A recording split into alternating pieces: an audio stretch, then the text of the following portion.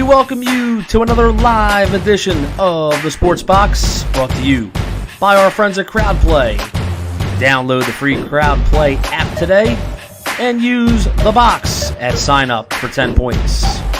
And here we go. Well, good evening, ladies and gentlemen. Welcome to another great show. I am Hamilton Michaeletta, along with my partner, Brian the Ranger Tard, and special guests tonight, Michael Velarde, Sports Box host, and you'll see at the bottom of the screen a guy we love, and he's back on the show, the 97.5 Fanatic host and Flyers Talk podcast host, Jason Myrtetus. Jason, what's up, brother? What's going on, boys?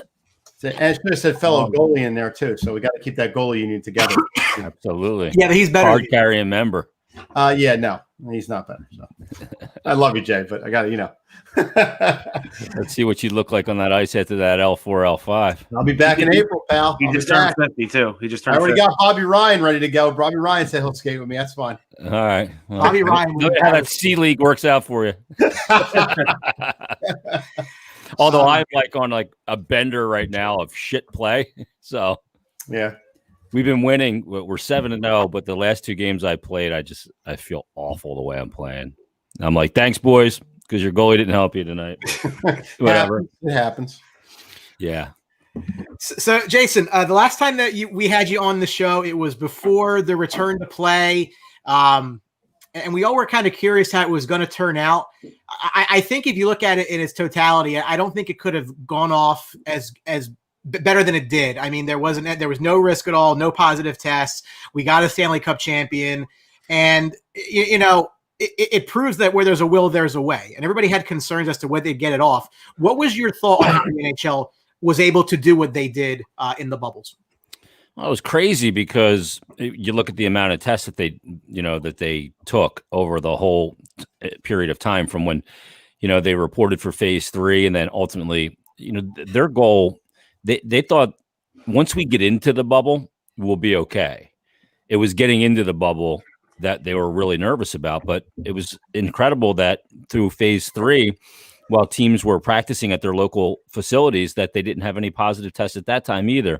So I think once they got into the bubble, they knew that everybody was kind of taking the protocol seriously and adhering to the rules, that they'd be okay. But you're right. I mean, we're not used to seeing the NHL and the NHLPA work in concert so well, and they did, which is kind of like, you knew there was going to be a rub when this return to play came, because it was never going to be that smooth 2 times in a row after so many acrimonious years. But, they decided to shelve the financial elements for this now return to play again because of the MOU, the Memorandum of Understanding. And it's real simple. The league and players split revenues 50-50. So if the players don't want to, change their escrow now or change any, they're going to end up owing the owners money. So basically what it is the players saying now, that's going to be future players' problem. Right. We're going to get our 72% this year, and, younger players are going to have to kind of eat it because we've had to eat it in the past. So it is what it is, but, the cap may not go up for more years than, just 2 or 3 years. It may take 5 or even the term of this entire CBA, which could be 7. So, but no, it was great to get the game back on the ice. It was important to get the game back on the ice and to hand out the cup. It just as much as this season coming up is important for slightly different reasons. That was to culminate a season. This is not only to have a season with the NBA starting and everything else, but it's also to check the box of the last year of the NBC TV deal off, to also check the box of, to get an expansion draft in before next season and kind of start anew and on a new schedule, having played this season, albeit a shortened, truncated schedule, but to have all those things and those box checks so you can go into that, 21-22 season with Seattle expansion money and a new TV deal, perhaps a shared deal with somebody like NBC and ESPN. So it's important for them to get all these different, boxes checked, but for different reasons. And a lot of them are financial, but the byproduct of that is that we get the game. We get the game back and we get to watch hockey. So, Jason, I'll tell you up front. I mean, and we can go into it a little bit further, but I'm not a big Kraken fan at all in the way of they needed Seattle to have a team. I think there's more Canadian teams in the way of Quebec, even Hartford that deserve teams before Seattle does, which is not too far away from Vancouver. But my question to you is, I know coming into this year, the NHL has talked, and every year I think it gets a little bit more in depth that they want more outdoor games. Now, with the COVID and things to that effect, you're not going to have anybody in these stadiums. And the NHL obviously wants to put people in the seats. Do you think, I guess, moving forward, the NHL is going to push for more outdoor games? Because I think they're great for the game. I love them. But do you think the NHL is going to move forward with more outdoor games during the course of the year for these guys? Well, it's a revenue thing. So yeah, it could be an option. Players are going to, I would imagine the PA and some guys that I've talked to are pushing hard to find ways to add revenue. And I think you're going to see one of them this year with a sponsorship on the helmet.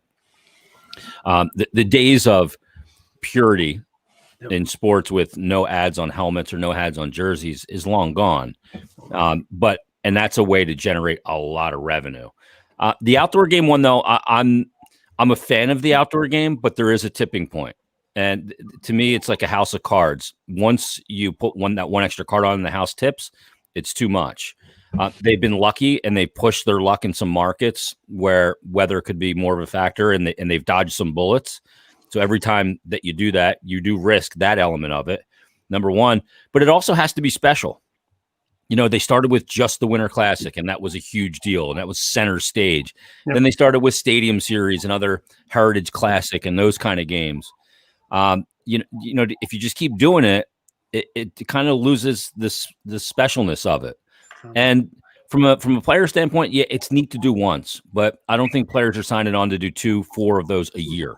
I really don't, because there's a lot of effect on the game, and it can mess with the integrity of a game. Number one. Number two, it's a good fan experience for one game. Beyond that, if I know that Boston was one of the markets that was talking about trying to do multiple outdoor games, because outdoor crowd sizes can be far different than indoor right now with the COVID situation.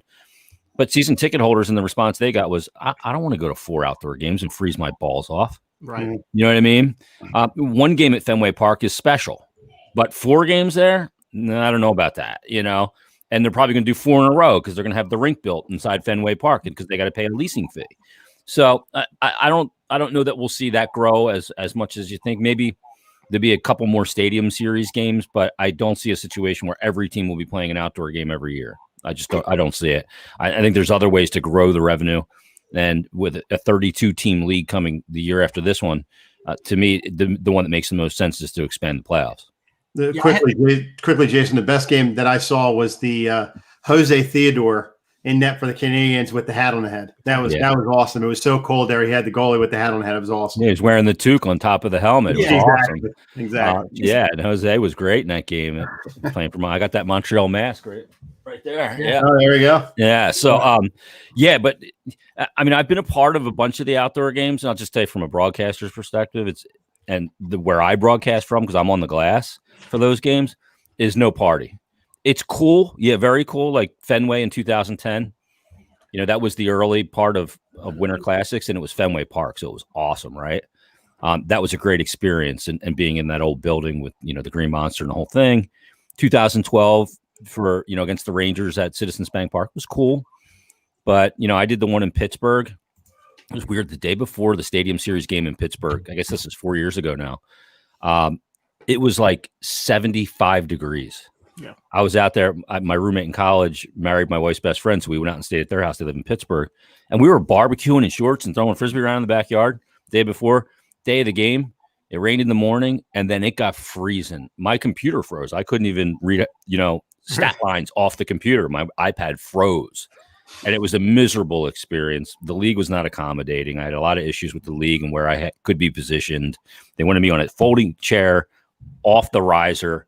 I mean, literally, I could see a helmet go by when they were right in front of me. I was like, this is just, and eventually it got fixed, but whatever.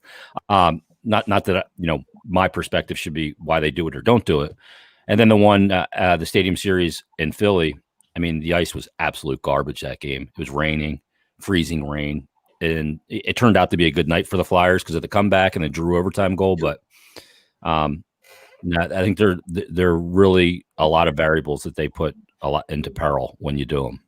Yeah, I went to both the Stadium Series games in New York at Yankee Stadium, and I've never been so cold in my life. I mean, the afternoon game against New Jersey was fine, but that night game 2 days later against the Islanders, I have never been that cold, and I can't imagine doing that on more than a very, very special occasion. And I agree with you. The more they're going to water it down to the point where it doesn't matter anymore. It's just a regular game, and it loses the allure. It loses the TV allure and everything about it. So I hope that they don't, kill the golden goose.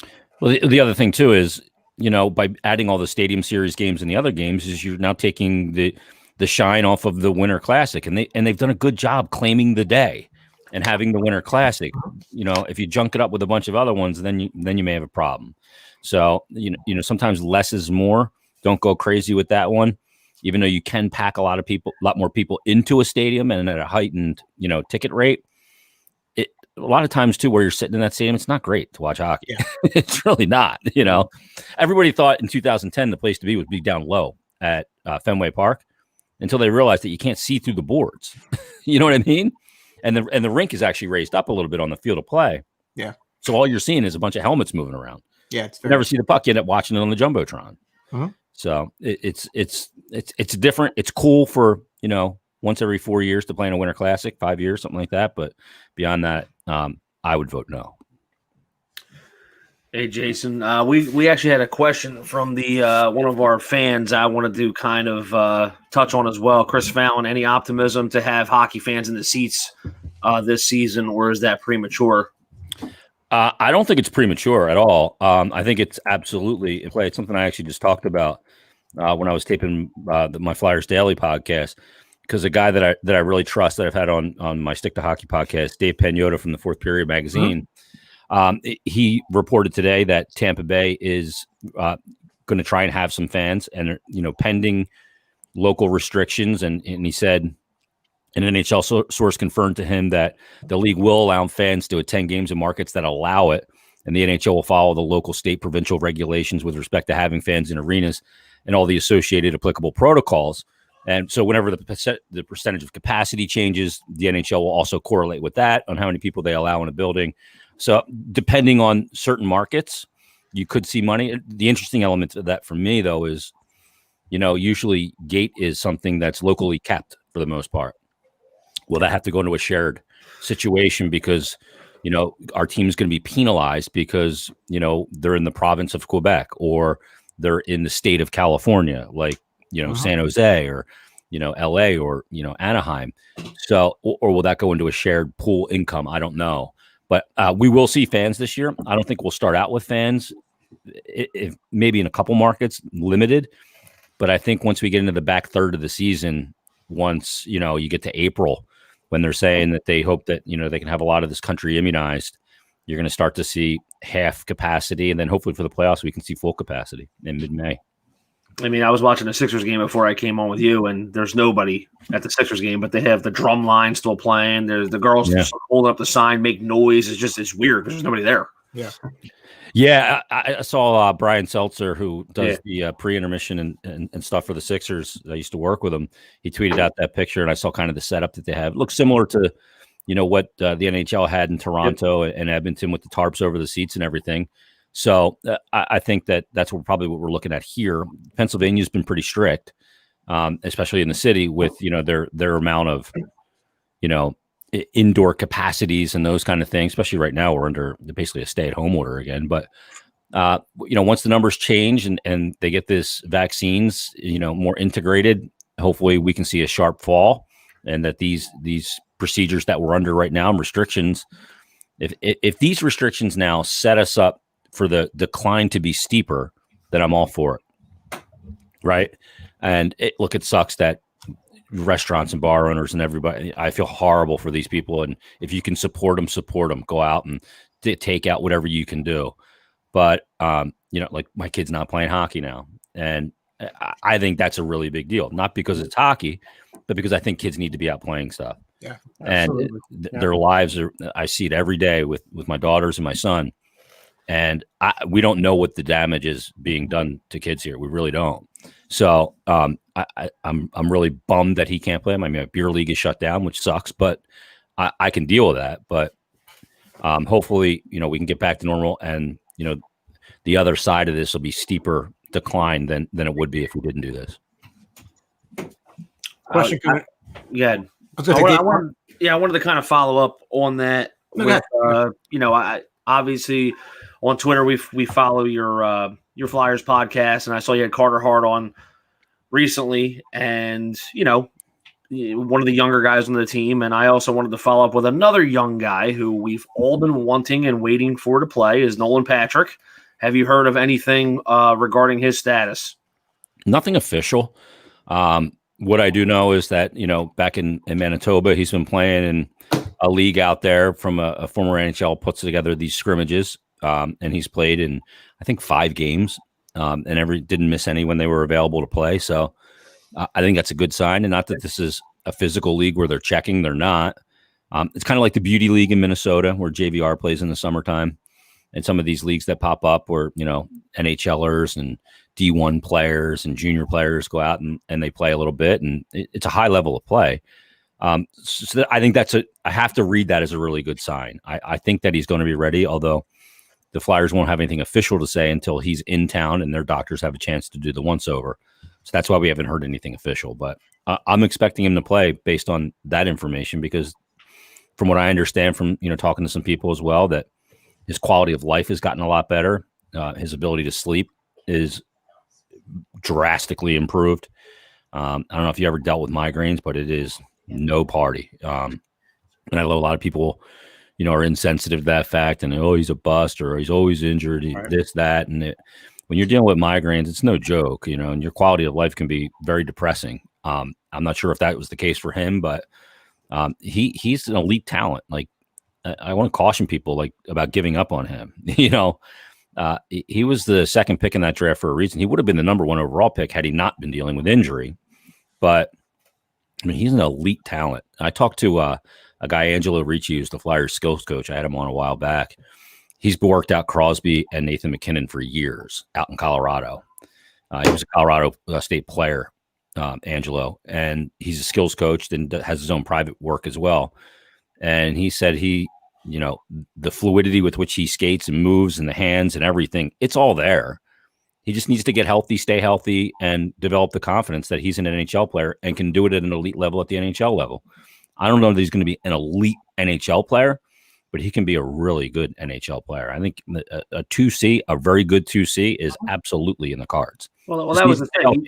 That was the thing. Even before he got hurt, he was with Haxtell. He was a third line center. They were playing him on the third line. Should have been though, but he wasn't playing with any talent. Yeah, talent. Yeah, I mean, look, as the second overall pick, you kind of make your way to the. He could have used another year junior. He really could have, but when you're dealing with a kid that high and you got a team that didn't have a lot of, bright spots, you kept hearing about all these prospects and everything they had, but we haven't seen any of them at that point yet. Yeah. And they get the number 2 pick and they go, and they're going to send him back. There's a little bit of a PR thing there too. For an 18-year-old kid to jump into that league and be really good right away and be a 2C is really hard, man. Like, that's a super special player. He had the body size for it, but the game wasn't there yet, and the maturity in the game wasn't there yet. So he could have maybe had another year junior, and that would have served him well. It's not what worked out, and he flashed in those first 2 years, and then obviously didn't play a shift last year. So there was a lot of question marks there, but he's a really talented player. I hope that he gets to realize that talent can stay healthy. So two-part question for me. Last time we had talked, I asked you and you glowingly accepted and said very nice things about the Rangers and their rebuild and their system. Since then, there was a draft, which many people didn't really like the way it turned out because you had basically a playoff team ended up with the number 1 pick. So I wanted your thought on the execution of their draft lottery. Did you approve of it? Did you think they could have done it differently to maybe give the team that didn't get in a better shot than they actually got? And secondly, as a guy who watches a lot of hockey, what are the Rangers getting in Lafreniere? Because I'm over the moon. I'm very, very excited, and I'm thinking I have good reason for it. Yeah, you do have good reason. He's a really good player. You talk about an NHL ready body. He's a big boy. He won't have any problem. He may not be. He's not going to be great right away, but he's going to be good. And he's in a situation where he's going to play with good players because of where they are. And they're obviously, to me, a big one of the teams that's really on the come in the league in a big way. I don't like the way they do the lottery now. I think there's too many teams in it to begin with. When a team like Detroit doesn't purposely lose, but they just suck because they made the playoffs for 25 straight years, to end up where they ended up in that draft was total and complete bullshit, right? They should have been rewarded for that. Look, Hockey Town, the whole thing in Detroit, it's all overblown to me anyway. Whatever. I don't care about Detroit. But a team that was in the playoffs to land that pick, I think there's too many teams in it to begin with. Brian Burke has talked about it, and I think some of the rules that he has for are pretty sound. Number one, you can, if you are in the lottery, the top 2 or 3 picks, and you move up, you can't move up for 3 more years. Like that, they should not reward you for stinking in perpetuity like Edmonton did, where they had 3 and 4 years. Yeah, it's just too many, and so I think they do need lottery reform in the league, and I think it. There's 1,000 ways you can reform it. I just think the idea of putting it in was to avoid teams from tanking. That has worked, but I think that when you get a team that was as good as the Rangers to land the number 1 overall pick, it's just the ability to move too many spots. Now the Flyers moved up a bunch too to get Nolan Patrick. If they would have taken Heiskanen in that draft, they would have been the ones who pulled off the heist, right? It hasn't worked out that way. Or McCarr or Pettersson. Yeah. Yeah. There was a lot of guys in that draft. And I know that, a lot of the scouts liked Heiskanen in that draft for the Flyers, and they ended up taking Nolan Patrick. But that's hindsight. But anyway, I think it's good for the Rangers, though. And I think it's good for hockey because I think when New York's good, it's good for the league. When the Rangers are in the mix and one of those teams on the marquee, because they're a good team and not just because they play in the Garden, I think that's a great thing. And they are. They did a good job in free agency, and Jeff Gorton's done a good job shedding some contracts to be able to bring in guys like Panarin and Trouba. I think they handled the Lundqvist situation with a lot of class, and part of that's also Hank, the way he handled it. And they got a really good goaltender in Shesterkin. Georgiev's good as well, but I don't think he's anywhere as good potentially as Shesterkin is. But we'll see. Shesterkin's got a small sample size, the 12-2, and the numbers are ridiculous, but it is a small sample size. Mm-hmm. So we'll have to see what he is more over a season. And maybe this season's even going to be hard to judge that because of back-to-backs and so many of the same opponents that they're going to face. But they're a team that's going to be good for a long time. They're set up very nicely. So, Jason, we get back to what I said before, and these guys know me by now. I've been complaining about this for a while now, the Seattle Kraken. Okay, why are you so against the Kraken? Number one, it's a terrible name. Number two is this is the reason why I'm not big on Bettman here, because Bettman, I know it's a financial hit for the league. I know that they get money for Seattle, and it's a great income and all, but there's teams in the league like Arizona a while ago. I know Arizona's gotten better.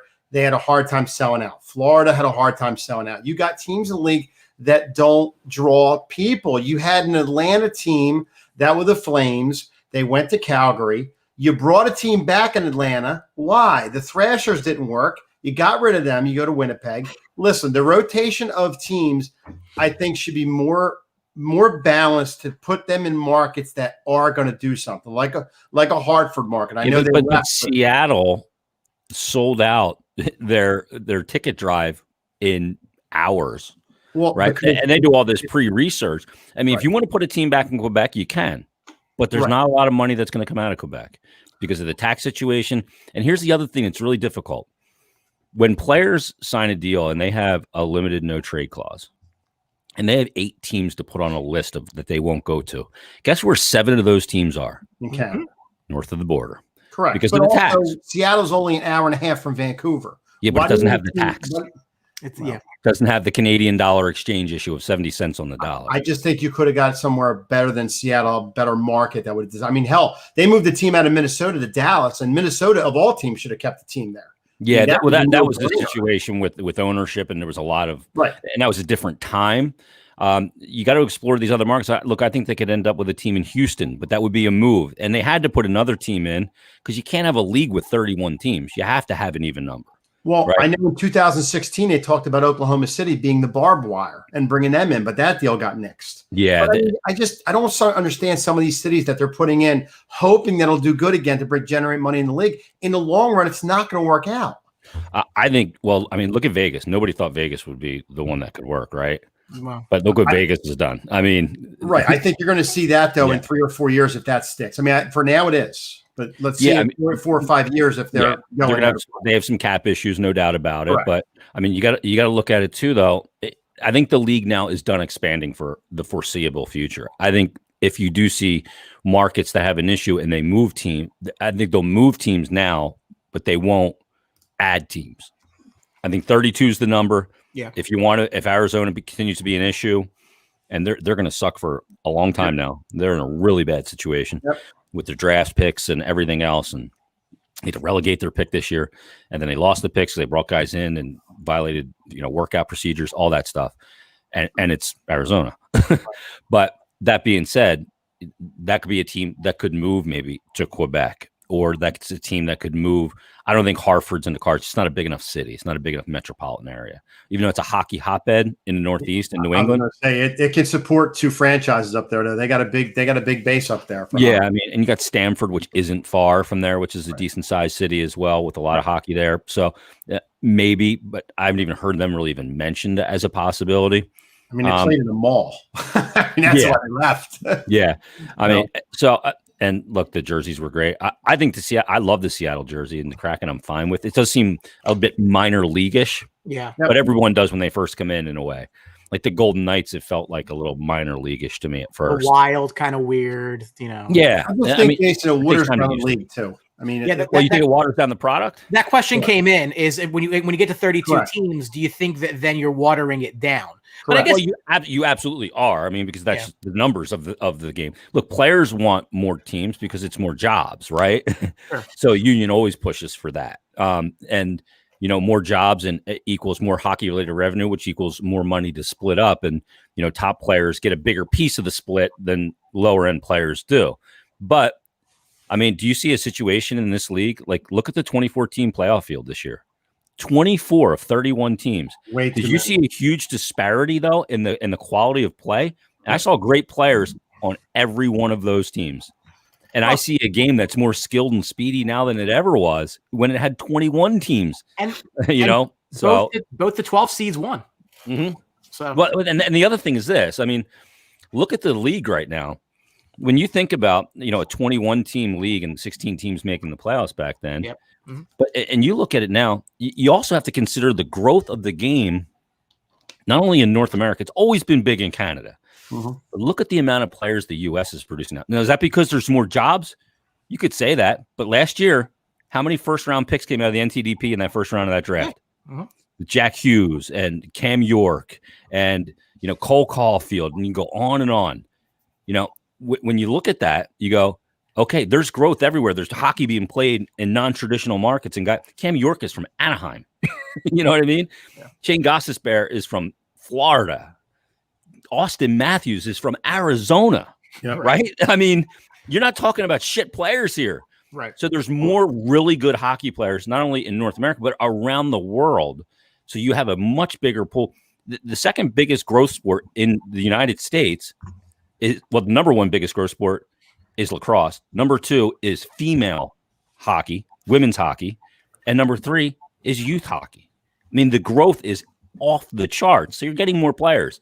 So I don't think the quality of the product has been watered down at all. I think it's more skilled than it's ever been. Kids are coming into the league way more ready to play, from the ability to train and be ready to make that jump to be able to play with the best players in the world. So I disagree with that completely. To me, a lot of people don't like the game now because it's not as physical and there's not as much of the WWE storyline behind it. And I understand that. And I agree with that. And I don't like the fact that, a guy, hits a guy with a good, clean, open ice hit. And now he's got to answer the bell for it. And 5 guys jump him because he had a clean hit. I think that's bullshit. But the game is incredibly skilled at all areas. Like the evolution of the defenseman in the NHL is so sick. When you talk about Cale Makar, Quinn Hughes, I mean, Erik Karlsson a couple of years ago, Brent Burns. I mean, look at these guys, the way they play. the defenseman used to be the big lumbering guy back there that had no offensive skills. Hatcher. Yeah, now you got these guys that are elite, skilled hockey players that play on the blue line and are so dynamic. It's changed the game from a 3-man offensive unit to a 5-man rush, and it's so incredible to watch, I think. You mentioned the draft. What did you think about the Flyers draft? Because they did pass on some of those guys you just mentioned. Well, that draft prior, they passed on Caulfield twice, and they ended up taking Cam York, who, by the way, hit the gym. Holy cow.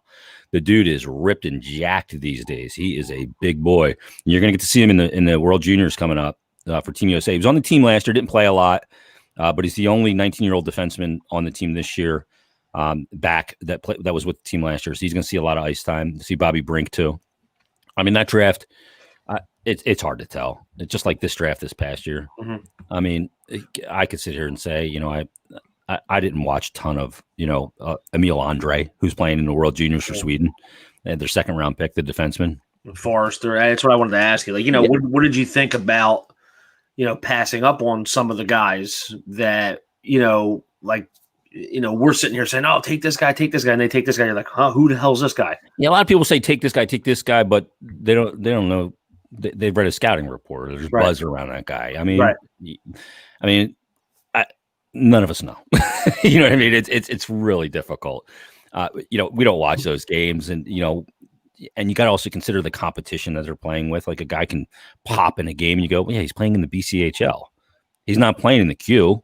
If you put him in the queue, he looks like a bender out there or some kind of plug. So it all depends. It's hard for us to tell. I mean, Tyson Forster.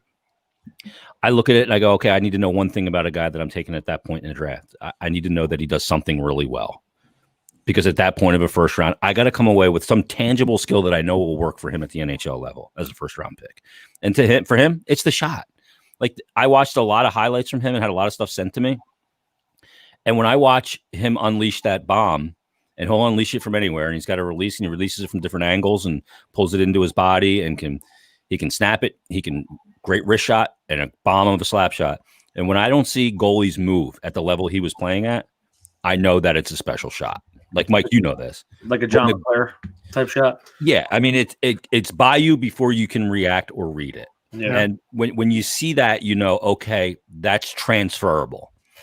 Like, I would see goalies that he played against, and they wouldn't move. The shot was already in the net. It's like a blur. Yeah, I mean, it is a bomb. And I talked to some guys that played against him, some goalies, and I asked them about the shot, and kind of just wanted to get to know more about his release and stuff. And they said it's really deceptive. Number one, he gets it off really fast. He'll take it from anywhere. But the other thing that they said was, it's not a fast shot.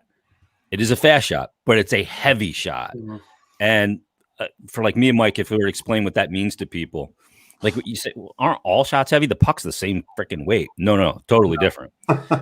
Some guys like shoot it so fast, but it feels like a feather when it hits you. Mm-hmm. Other guys, it may not come in, jump on you as quick, but when it hits you, it doesn't hit your padding; it hits your bone. You know what I mean? It's a cinder block, like a cinder block hits you. Yeah, it's like a lead-filled puck, and he's that guy. Yep. It's just an absolute heavy, like Phil Myers has a heavy bomb. Ovechkin's is obviously just a ridiculously heavy shot. But when those shots hit, like, I played in a charity game with LeClaire, and I was on the same team with him. And in warm up, I mean, he hit me in my pads, like in my shin, and I felt like my legs were going to swing up and and my heels were going to click the rafters of the building. It was so heavy, and there was no wind up. It was just snap off his stick. But it was so heavy. Like, it's a weird thing to explain if you haven't felt it, but he's got an NHL shot already. So that's the skill. Thank God for goalie masks. Yeah, I've seen a lot of Tyson because the Rangers ended up taking his center, Evan Vierling, later in that draft. So I've been kind of looking at him, and he does have a hell of a shot. I mean, that's absolutely something that will help him at the pro level. Question coming in from Frank Tedora: was there any thoughts on the NHL start still being a secret? And I know that, there's rumors going around. There's nothing that's like set in stone yet, which is causing me to not schedule my fantasy hockey draft. However, you hear it's mid-January, you hear it's 52, 56 games, you're hearing they're going to do a Canadian division. And it seems like everyone's going to just be playing their home games, where they are. You're going to just keep playing within your division just to get a season in. Just your thoughts on that, because again, for some teams that are going to be in divisions like the Flyers and Rangers are going to be in there with Boston and some of the heavy hitters that they don't Tough division, by the way. Yeah. Yeah, I mean, I think it's really interesting. I think it's going to breed a lot of hatred regionally, which is good, right? I mean, you have some good teams, like we talked about the Rangers before. They're a team that could absolutely be in the top couple spots in that division. And when you look at a smaller amount of games, I think it's going to be 56 games. The math works. When you got 8 teams in a division, you're going to play out the other teams 7 times each. That's 56. So the math works there. I think they're shooting for the January 13th start. And I think, and if they get, to an understanding and a ratification this week, which I think they will, I think the only thing holding them up right now from the people that I've talked to is the expanded roster of having some AHL players when the AHL is going to start. And also the part of that is, what are the cap ramifications of this expanded roster? Are these expanded roster players, they're getting paid their AHL money, but on an NHL per diem? How does it work if a guy's not COVID available? And how do you manage the cap? They got to figure that logistic out. Yeah. But I think that they're just figured out the mechanic of that. I think the protocols and the safety protocol, they're all in place. They're pretty well known throughout all of these leagues, and they all talk between the NHL, NBA, Major League Baseball, and the NFL has been dealing with it all year. And you could see games postponed, and they're going to leave a couple weeks at the end if they need to use that to make up some games. So I think they're going to get there. I think it's going to start January 13th, 28 days from right now. They'll drop the puck on the season. And I don't think that, to the guy's question, is there any thoughts the NHL is being a secret? I don't think there's much secretive about it. I just think that the Players Association and ownership are doing a really smart thing, and that's not negotiating publicly, because that's not good. That's not good for either side. It becomes, and frankly, nobody wants to hear it right now. Right. When you're arguing over money or anything. Oh yeah. People are getting hit every which way because of this pandemic, whether it's just psychologically or financially, whatever it is, everybody's being hit. Nobody wants to hear millionaires and billionaires crying over anything. So anytime it's gone bad in the NHL, they've negotiated publicly. Yeah. And I think they're just doing this smart, and they're just talking to each other, and there's been a lot of contact every day. So I think it's going to get done, and we'll be watching hockey soon enough. We're going to start with empty buildings in most locations, and hopefully by the playoffs, you're high-fiving the guy next to you because your team scored an overtime goal. Right. So a follow-up to that, you brought up the cap. The flat cap is going to be a problem for big market teams, your team, my team specifically, with big contracts that are on the books. I read an article recently. There was a thought there that the Flyers should not sign Sean Couturier when his deal's done. I see a lot of similarities between Couturier and Zibanejad in New York, given the fact that these are guys who have frankly overperformed their current deals. They are due for big raises. And in the flat cap era, what does that really mean? Brian Daly, a friend of ours from A2D Radio, asks, of all the young guys in camp besides Frost, who can be a dark horse player to make this roster? The Flyers, I think, are in a spot too where they'll be fine this year. Next year is when Sanheim needs a deal, Carter Hart needs a deal, and you're still not out of Giroux's deal. So they're going to have to find a way to get out from under JVR and Gostisbehere. And guys like Frost, as Brian brings up, and if you're able to bring those guys in at very low dollar amounts and help your team, that's a big thing for these teams that are up against it. It absolutely is. And this flat cap, because they decided, the NHL and the PA decided to kind of shelve the financial conversation of deferment of more money this year. And because of, they didn't want to change escrow amounts through the term of the CBA, it's going to make the flat cap linger longer because they're going to have a debt to pay. And basically the way I see it now is this is the players of now saying, hey, we've given it up a few times in labor negotiations. We're not giving this one up. This is going to be on the future players, and they're going to have to pay the tab here a little bit. Which is fine, but it's going to be a tough cap situation. They did mention compliance buyouts, but it didn't really go anywhere.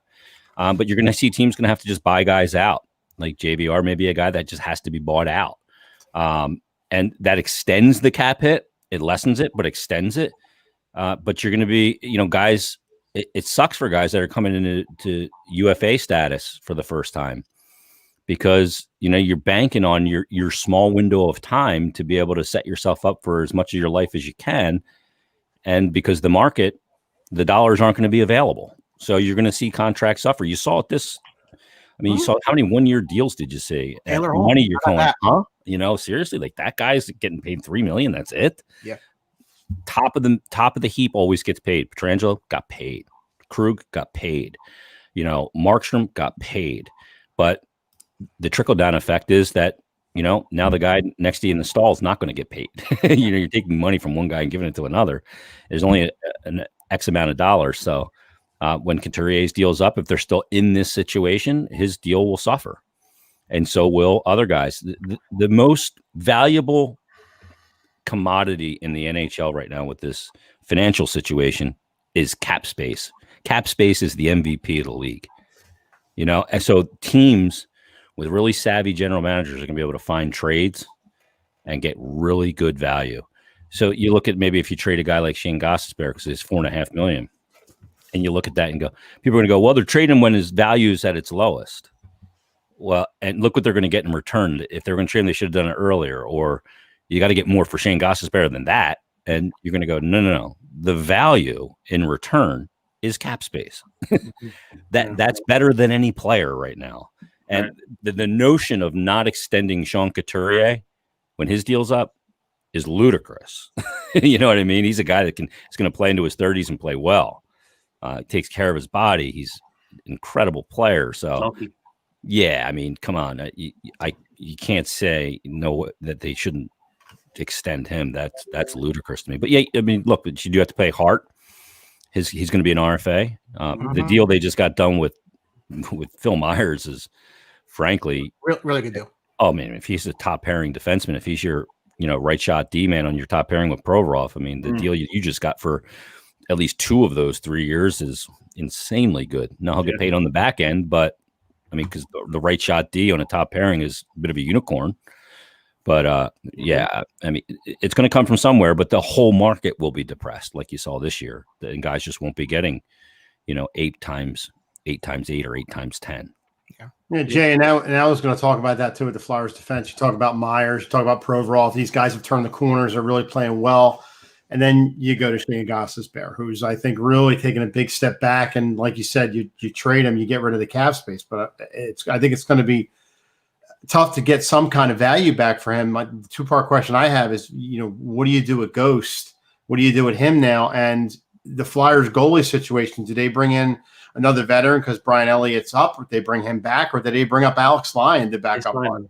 They signed Elliott for 1 year. He's got 1 year. Yeah.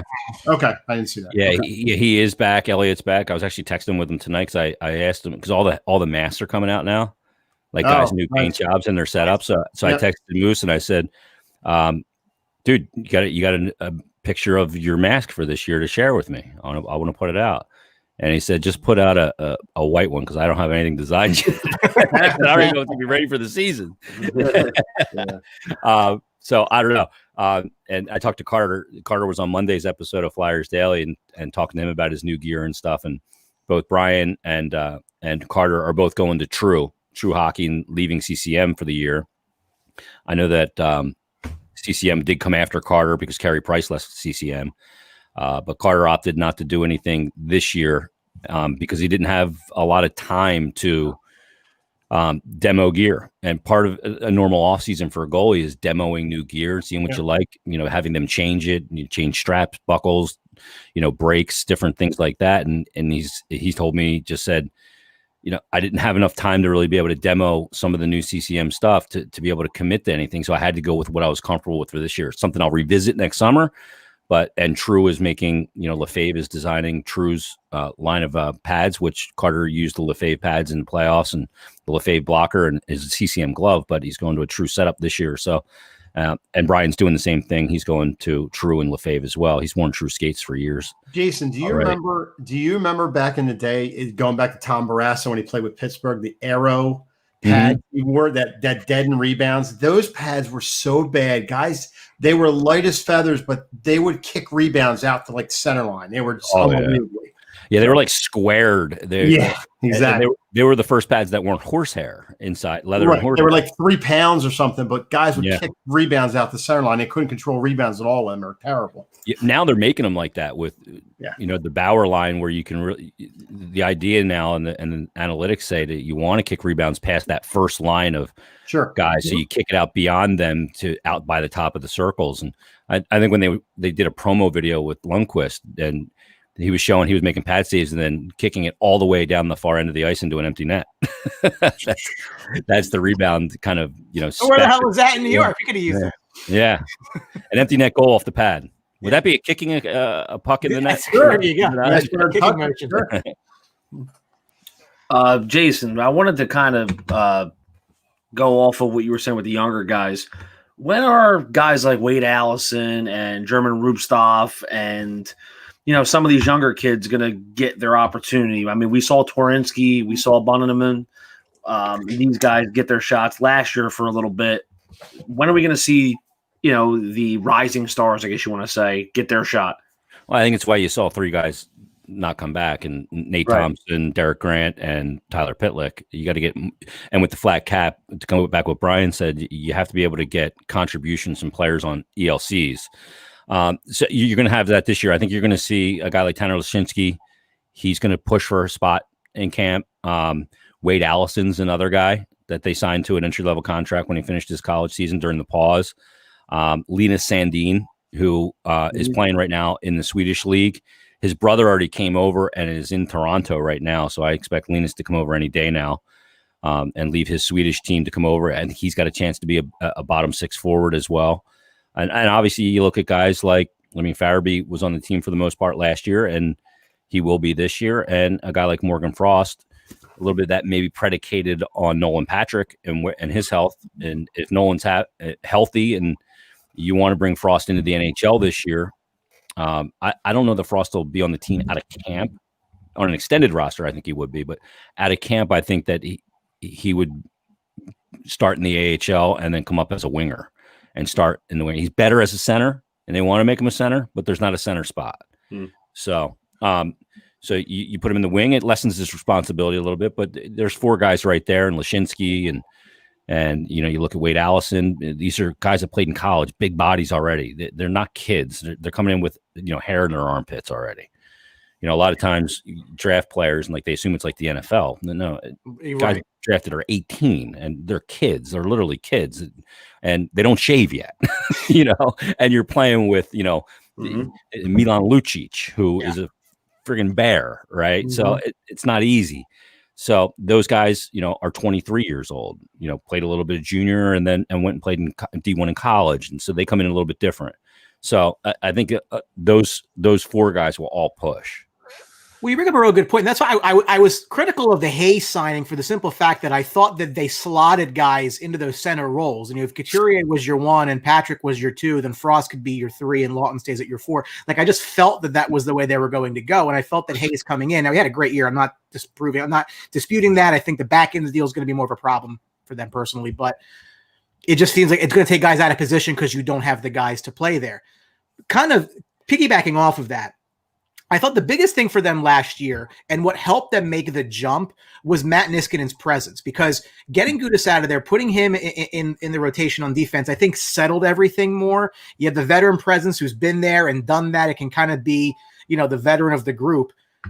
How surprised were you that he kind of just up and retired? I mean, was there some thought of that? Because I didn't see that coming at all. Not with, him. He wasn't an older guy. He wasn't that old. He was in early 30s and he had a decent, couple $5 million deal. So were you just kind of surprised that he decided to not play anymore? I think the variable of a lot of things went into it for Niskanen. I haven't talked to him about it, but he's a family man at this point. His kids are a little older. And, the coming into the season with so many unknowns. And not only that, but it's a financial decision too. Yeah, he had $5.5 million, but he also knows that he wasn't getting that this year because of all the lost revenue. Sure. So it became a situation too. And I think that I firmly believe this. When a guy starts to think about retiring as a professional athlete, it's time to retire. You know what I mean? When you entertain that thought, then you're not really capable of doing what it takes to prepare. So I think he's a really smart guy. I've said to him on the podcast where I'm like, I don't want to rush you or anything, but I think coaching could be in your future, the way you think the game and the way you're able to articulate it. Little did I know that a couple months later he'd announce his retirement. So it's your fault. Yeah, it could be. But I was surprised by it. I think they were as well. They would have loved to have another year of Matt Niskanen, but it's an opportunity for them. It did free up some cap space. Sure. Number one, and number two, it does give them an opportunity to put, a player on that top pair. Is it? Is it Phil Myers? Is he ready for that? Does that then weaken your second pair because it's not he and Sanheim together? Probably, but in the long run, given the situation with a flat cap, all things considered, it's not as bad as you would think of a loss. From a hockey standpoint, it's a loss. Yeah. From an organizational standpoint, it's probably a wash because of the $5.5 million that you gain immediately. This question coming in from Brian Daly. Didn't Allison just sign his ELC? I feel like he's probably a year or two away. He had a great college season, though. Yeah, I mean, he's dealt with some injuries. He signed his ELC basically, I think, that same week that Tanner did, Lashinsky. And yeah, they got those two guys signed, and Wyatt Wiley, they signed at the same time, like all in 1 week's time. I think it was in early April. He could push. He could push for a spot. I don't think that he's going to be a guy that makes it. I think he's going to need a year of pro in the AHL. But Lashinsky's a guy I think that could. And when I look at, Linus Sandin, I think a lot of people haven't seen a lot of Linus Sandin because he's played in Sweden. He's a guy that could as well. I'm just looking at their contract situation for this year online. Besides, I mean, I don't want to sound like I don't know what I'm talking about, but besides Giroux and Van Riemsdyk's 7.2 and 6.0, I think they're okay contract-wise. Would you agree with that? I'm going to try to share that. Well, the thing is yearly. The money is one thing, and the Flyers are a team that's not in a situation that's not flush with cash because they're owned by, a huge corporation that hasn't been hit like a lot of other. Yeah. A lot of owners in sports have another venture that they're in, whether it's travel or whatever. So the other venture that their ownership group is in is one that is still doing very well despite the pandemic. So the cash end of it with the 7.2 or 6.0 in real dollars, that makes them more tradable when you're getting a player that's got more of a cap hit than you owe him. Right. And I think you're going to see a lot of these deals coming in via free agency where the front end of the deal is going to be for less actual dollars and the big dollars will be on the back when escrow's lower. So that's one thing to consider for trades to markets and teams that aren't flush cash wise right now. But I mean, look, Giroux's cap hit and he's got 2 more years, and then Van Riemsdyk's got 2 more after this as well. And Giroux will be fine with that cap hit. Some people see it and they go, "Oh, that's not enough production," but he does so many other things. And I don't want to start the whole Giroux debate again, but it's our favorite topic. Yeah, and I mean, Jake's contract runs, I think, 1 or 2 years beyond Giroux's. I think 2 years beyond Giroux's. Yeah, the UFA after 24. Yeah, so there are 3 players that would provide you a lot of cap space, but again, trading those players is really difficult on a lot of levels. One, you never do that. What teams can take it? No, right. Who wants to take it in a flat cap? Right. Yeah, in a flat cap world. And number 2, I mean, like Voracek catches a lot of shit, but I mean, he gives you 70 points pretty much every year. I feel like he's a guy that's gotten a bad rap. You know what I mean? So he's a guy. Yeah, he's going to turn pucks over because he's a risk taker offensively, and a lot of times those risks pay off. And he's not a scorer. He's never been a scorer. I think people get lost sometimes and think that because a guy's not a scorer doesn't mean he doesn't have value.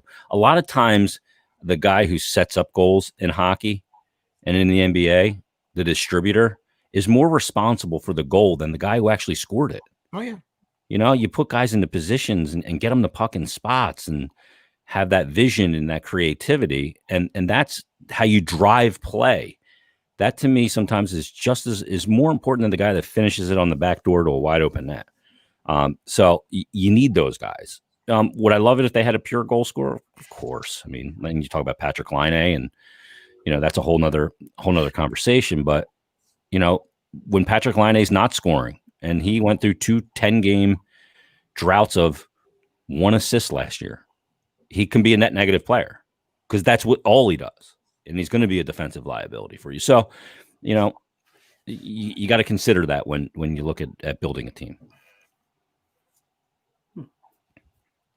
Anybody? Mike? My last question to you, Jason, is basically, I lost my whole train of thought, but basically, what do you think of the Kevin Hayes deal? I'm probably one to say that I thought he was the deal was well overpriced. I thought he got paid way too much. I mean, he had a great year last year, but do you think moving forward that he can keep this level of play up? And was it a good deal for the Flyers? I mean, it was a good deal year one, obviously. That's all we can go on right now. And look, what we didn't know at the time that Chuck Fletcher did was that Nolan Patrick's season was in peril.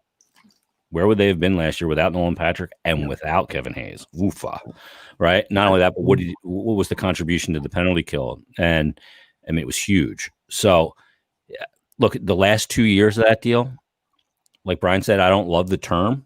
I don't love the amount. I still don't love it. But those are things sometimes you have to do. And sometimes you sign a guy to a couple more years of term knowing you're just going to buy him out at the end of it anyway. Maybe that's the case. If his play drops off considerably, that's something that could be in the cards. It just seems like if Flyers get themselves sometimes handcuffed with long-term deals. That, everybody does. They really. I know you got to do it sometimes, but I mean, look at the Backus deal, right? Sure. But you know what it is? Because GMs are working now and they have a mandate to win now. And either they win now and nobody cares about the deal, or they don't win now, they get fired, and that deal's somebody else's problem. So what's the difference? Yep. It's exactly right. The GM is worried about the present. He doesn't give a crap much about the future. You look at Jim Rutherford in Pittsburgh. I mean, they won the back-to-back cups in 16 and 17. And I mean, this guy trades a player every 3 days. Literally, that's his numbers. I think it's every 4.5 days he makes a trade. And they have no first round picks. They trade away everything, and their cupboards are so empty. Like you think the house has been moved out of when you go to look at it. There's nobody living in it. There's no furniture in there anymore. And when Pittsburgh drops off, they're going to be in a situation like Detroit. Just barren of any prospects and players to be able to compete. So, I mean, look, you got to pay certain players. You got to pay, and you got to pay for premium positions on the ice, and that brings something to your team. And he brought a lot of elements to the team, some of which I didn't even know. A lot of people didn't know about his personality and the way he could loosen a room, the way he would integrate into this city so flawlessly. The way he would affect the power play. And plus, I mean, I'm a firm believer.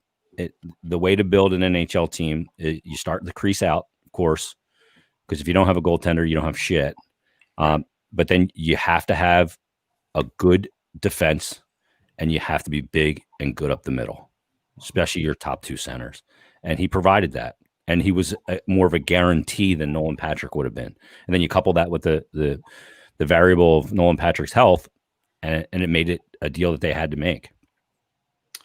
My last question for you is pretty straight up. Are the Flyers a playoff team this year, or are they a top 8 team in the East? Yeah, I mean, it's not going to work that way because the alignments and stuff. Yeah, because it's a little bit different. I don't know. There's a couple variables here. They absolutely should be a playoff team. And the expectation better be that they're a playoff team. And I know that they're going to go in with that expectation. And in talking to guys, they're looking to take the next step. The regular season is going to be goofy. And I think you're going to see a team get into the playoffs that you're going to go, well, I didn't have that team ticketed for the playoffs. Maybe it's Buffalo. You know what I mean? Yeah. Like I look at Buffalo and I go, that's a team that has gotten off to some pretty good starts. And when you have less games, less runway, if they can get off to that good start and ride it long enough, they could put themselves in a position to end up as a playoff team. And then you could see a team like, I don't know, I could see a team like Toronto not getting it. You know what I mean? Or a team like Boston all of a sudden kind of falling off a cliff. Yeah. I don't suspect that's going to happen. If it was an 82-game season, I would never say that. But like Buffalo is one of those teams, it seems like they always had too much runway, and they became the Buffalo Sabres eventually. And, they'd win 10 in a row, and then they lose 16 of 18, and it would just bury them. Right. And then, you get the addition of Taylor Hall. If they can get some good goaltending, at Olmark and that tandem, and tandems are going to be huge because of the back-to-back games this year. So there's a lot of different variables this year, but absolutely the Flyers should be. But where they should be judged is on how they compete in the playoffs, and they move forward there. Oh, I'm sorry. I could tell you, Mike, the company that I work for is 20 minutes south of Toronto in Oakville, Canada. And I could tell you the Toronto fan base, they have turned big time on the Maple Leafs up there. They are just so frustrated. You can't even imagine. Yeah. Oh, yeah. They're just making moves and trying to get ready, and they don't do anything. And they're just so fed up with Toronto right now. I mean, you give that, 4 forwards, $40 million in a flat cap world, and you have no D, and then you want to get rid of Freddie Anderson. It's like, well, they would have been so much better had they not gotten John Tavares. They really would have. It's a big stick of it, and look what happened. Yeah, I mean, they went to the Mets. The old saying, we went to the Mets. They went to the Mets to get them, and now they're screwed. And nobody's going to give them a get-out-of-jail-free card. If anything, they're the last team to get one. Everybody's already annoyed at how much coverage that team gets. Yep. So, yeah. I mean, look, they haven't won a cup since '67, since the league was 6 teams. You talk about a drought. Yeah. I mean, come on. I mean, they got some great players, and Matthews is great. Marner was a little down last year, and and the city was turning on him. Young players, young GM and Kyle Dubas, and you got his coach in there, and Sheldon Keefe, and the whole Mike Babcock situation. It's a bit of a mess up there right now, and I don't know what you can't win in the playoffs if you can't defend. You can't do it. You can't win in the Stanley Cup playoffs if you can't defend. People. You have turnstiles back there for defense. You can score all you want in the regular season. It doesn't mean shit in the playoffs. Different game. Flyers were the 7th highest scoring team. They couldn't score in the playoffs. It's like a switch. Look at a team like Dallas. I think they were 26 in scoring. They got to the Cup final. Yeah. Right? I mean, Islanders. Tampa is what they were. I mean, Jesus Christ. The Islanders. Yeah. I mean, the Islanders too. I mean, they were. Look, the season was never paused. I don't think the Islanders are making the playoffs. They lost like 14 of their last 17 games. They stunk, but they got to reset, and we'll see what they are this year. Like, are they going to come back again? And how much is Sorokin going to be in that conversation in net there with Varlamov, 2 Russian goaltenders? Is Sorokin going to adjust to his numbers in the K are absurd, but is he going to adjust to the smaller ice surface? It's a big adjustment. You've played on an Olympic, Mike. Yeah. Holy cow. Big time. Beer league. It's like, whoa. You feel like you're playing in a football field. It feels so weird. Your sight lines are so different as a goalie. And I talked to Robert Esch for Goalies Week on Flyers Daily, and he went and played the KHL, and he's like, dudes would come in on a breakaway in the KHL because of the bigger ice, and they'd pass it.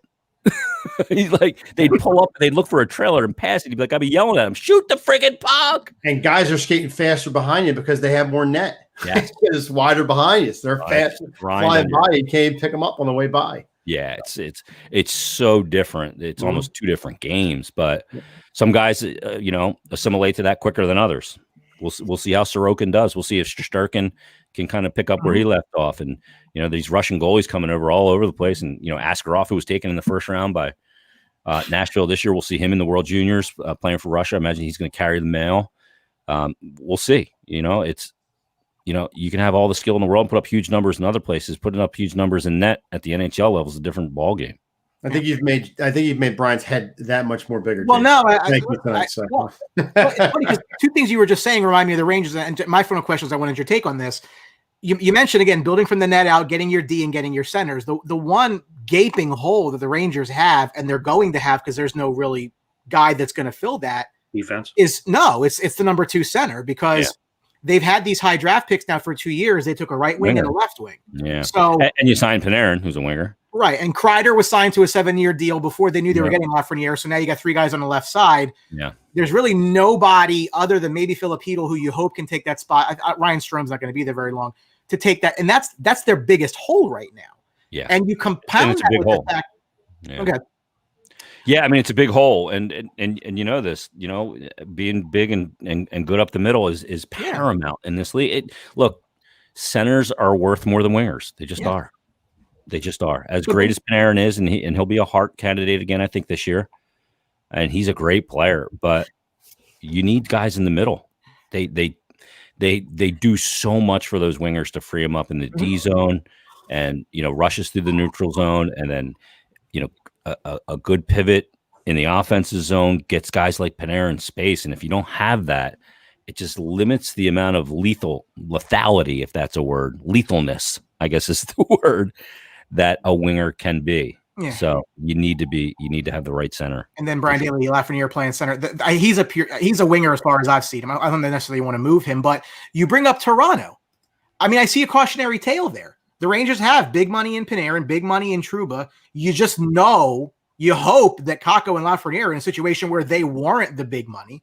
Yeah. Like in this scenario where cap dollars are what they are, like I look at Toronto and I say, like, they need to be careful that they don't turn into that, because you may end up having such a top-heavy roster with so much money locked into just a couple of guys that you then can't keep these other guys that you've spent all this time cultivating. That's probably my biggest fear, is that maybe their window isn't as big, because when Kakko and Lafreniere need deals, when a guy like Adam Fox needs a deal, Shesterkin needs a deal, you got long-term money in Panarin and Kreider and Trouba that may be a deterrent to that. Their window might not be as big as I would like it to be.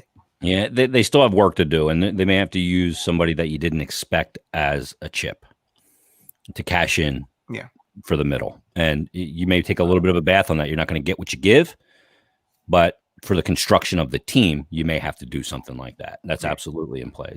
It's a fair point. But you're right. I mean, they have all this talent, but so much of it's on the wing, and you need to have that talent in the middle. Yeah. So, Jason, we want to thank you for getting on and talking some hockey with us. I mean, it's always a pleasure, a guy like you, knowing the league like you do and the Flyers, and giving us your background, stuff like that. And of course, you being a goalie always helps too. But we need see a good the game one the right way, Mike. We bring Jason on. So, the Jason, goalies always see the game the right way, Mike. It's all in front of us. Exactly. We see it all. That's exactly it. So, Jason, tell everybody out there how they can get a hold of you, or how they can, talk to you again. Flyers Daily. You can get it on iTunes, Stitcher, Spotify, all those areas.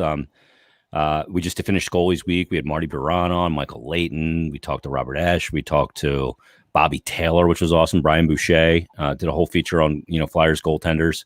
And then we wrapped it up with Carter on Monday's episode, which was great to talk to him. And, we did Hall of Fame week, and we had Dave Poulin on and Rick Tocchet, all these great Flyers. It was awesome. We're doing it 3 days a week right now. We're going to continue doing it. And once I guess we get an announcement or training camp starts, we'll go back to daily, and we'll do it every day. So, you never know who's going to pop up. I don't fail to recognize that I have a very distinct advantage of being able to get any player or coach or scout or anything anytime I want.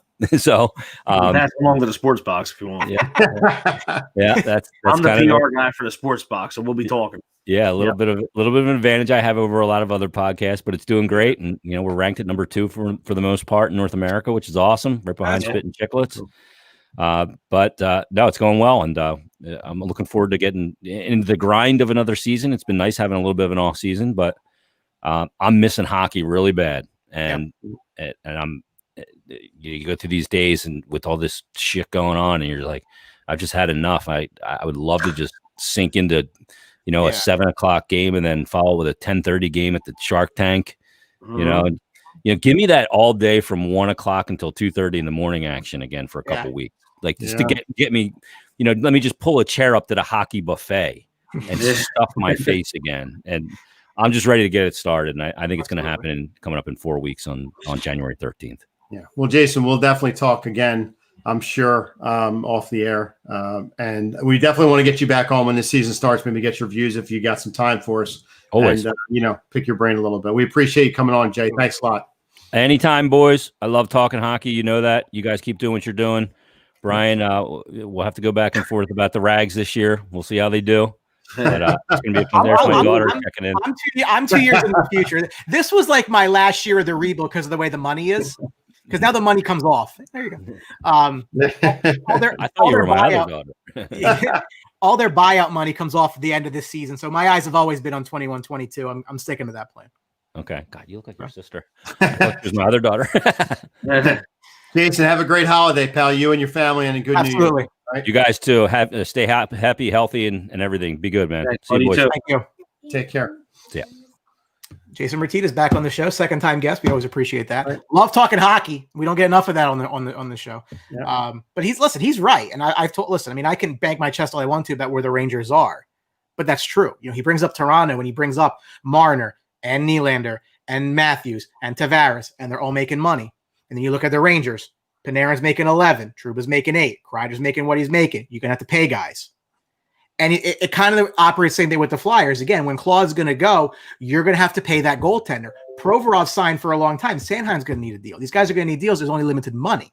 So we had these discussions more in football, the whole thing with Wentz and the cap and everything on the Eagles. But like this stuff does matter because you can't pay more than the salary cap.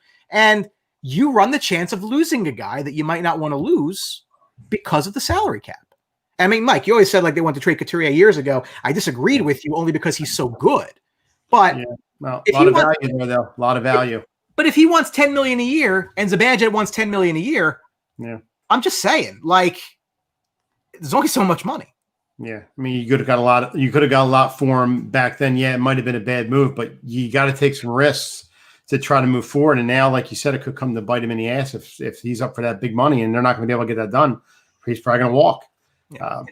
Find it interesting too. We were talking about the Kraken. I think it was a guy named Bergs threw up something that said Seattle's going to thrive as a fan base. The Mariners are shitty, and it's a very rainy area. I'm like, that's nice. Let's see my report. I know you're against expansion. I understand his points entirely. They can't put another team in Canada because of the money. They're doing it for the money. It is a money grab. It's Canadian sport, but I agree with him. That's exactly it. Yeah. Again, Brian Daly from our friends over at A2D Radio. Check out their hockey show Thursday nights. I want to say it's at 10 o'clock, Hockey Happy Hour. Those guys do a great job. I might be guesting on that at some point. A lot of teams hovering around zero with the salary cap. Flat cap hurt a lot of teams. It's hurting the teams with the money to spend to the cap. You hear a lot about these teams doing like internal caps. Like they don't want to go over 70 million or what the number is. But, Velarde, we talk about this all the time. Teams like Tampa Bay and Vegas and Nashville and Dallas and, to a lesser extent, Florida, these teams that are in these no state tax states, they have such an advantage because they can really, the $9 million that what's the name? Kucherov's making in Tampa, it's $9 million. It's not $6 million like you'd get in Massachusetts or Illinois or New York. Yeah, we saw that in free agency a lot where all the guys were going to Tampa Bay or California and picking those destinations that they can get the more money out of. Yeah, I mean, look at Bobrovsky, the money he got. I mean, he got a ton of money to go down there. Why wouldn't he? But when he gets 10, he gets 10. Like it's not like when he goes and signs with Boston or when he goes and signs. I'll be there, but I'll take you up on it. When you go sign with these big markets with this big money again, look, the Rangers. It goes back to Ryan Callahan, if you guys remember that. Like he wanted so much money from the Rangers, it wasn't going to work. He got it in Tampa, where they actually ended up paying him less than he wanted from the Rangers, but he ended up with more in his pocket. And that's the difference. And I think that for me, they got to figure that out. I expect them not to because that's everything else going on, right? But it's something to again, the Rangers are at a disadvantage. The Flyers are at a disadvantage. The team to California are at a disadvantage. It's just reality. Yeah. So I guess that's going to do it for us tonight. We had a great time with Jason Myrtetus. We want to thank Big Mike V for getting on with us tonight. Yeah. And helping us out, Mike. Thank you very much. No Brian Haas, no Aunt Morella. We're only talking hockey. All the hockey guys, Mike comes in. Mike is the glue. The PR glue together, right? I just come on the show and hang out. He does. He got to get the voiceovers. We got to redo those eventually. But the voiceovers, just we got some guests in the works we're looking at right now. Yep. We'll throw some bombs out. Yep. Get ready, Sports Box Nation. Very nice. Mike, thank you very much. And so for myself, Hamilton, Mike Galetta, and Brian the Ranger Retard, we want to thank you, and Mike V. We want to thank you for watching Highlight Opinionated tonight with guest host Jason Myrtetus. We will talk to you later on. Have a good one, folks. See ya.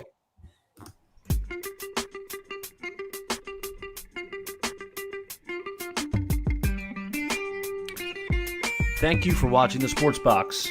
Follow us on Facebook at Sports Box Show, Twitter at Sports Box Show, Instagram at The Sports Box Show. Find us on YouTube and join Outside the Box, our Facebook sports discussion group. The Sports Box is brought to you by our friends at CrowdPlay. Download the free CrowdPlay app today and use promo code THEBOX at sign up for 10 points. See you next time.